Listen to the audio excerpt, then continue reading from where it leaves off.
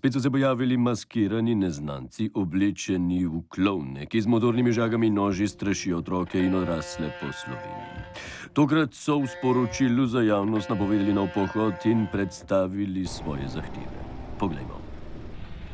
Naše želje so zelo enostavne, ki jih lahko strnemo v 3 točke. Prvič, neobdavčen make-up za vse zaposlene klovne ali vsaj povrnitev stroškov.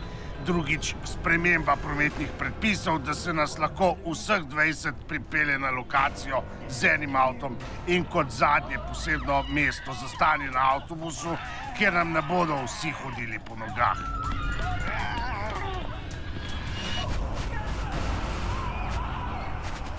Zdaj smo začeli z vseslovensko turnejo. Najprej bomo obiskali Žalec, Celje in Laško.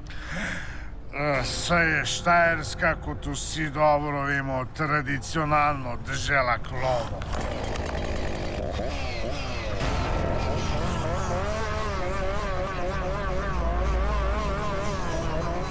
Z policijske uprave so sporočili, da zaenkrat še niso izsledili nobenega klovna, zato prosijo vse, ki bi imeli kakršnekoli informacije, naj to čim prej sporočijo na številko 113.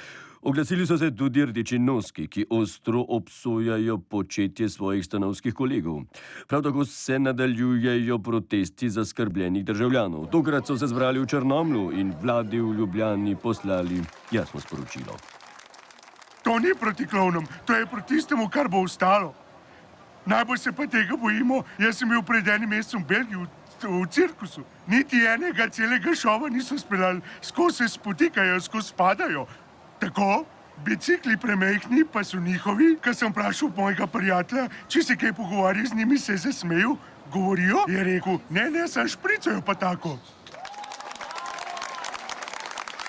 To belo šminko ima tudi moja žena. In nočem se zbuditi eno jutro zraven klovna, namesto zraven nje. Preveč podobni, oba se strinjava, da so si klovni in ženske v 60-ih, 70-ih letih.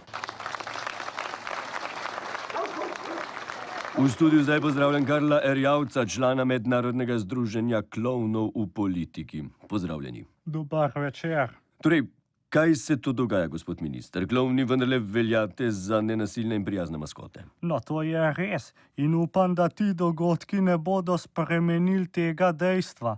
Mi klovni smo tisti, ki ljudi zabavamo, ne pa napadamo z motorno žago. Naše poslanstvo je, da pazimo na to, kakšne pokojnine dobivajo upokojenci, pa to, da smo vsaki vladi jeziček na tehnici.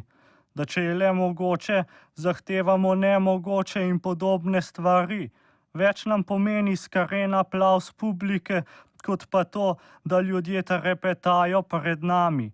To je neka druga politika, ki nima veze z nami. No, dobro, to bi verjetno, ampak vendarle je možno, da te klovni pripadajo kateri od militantnih frakcij. No, jaz sem govoril s kolegi iz ZDA, Avstralije in Velike Britanije in vsi po vrsti mi zatrjujejo, da tega ne počnejo naši člani.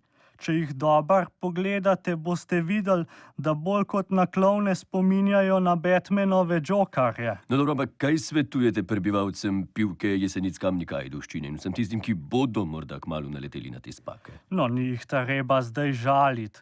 Državljanom bi svetoval, naj ostanejo mirni in ploskajo.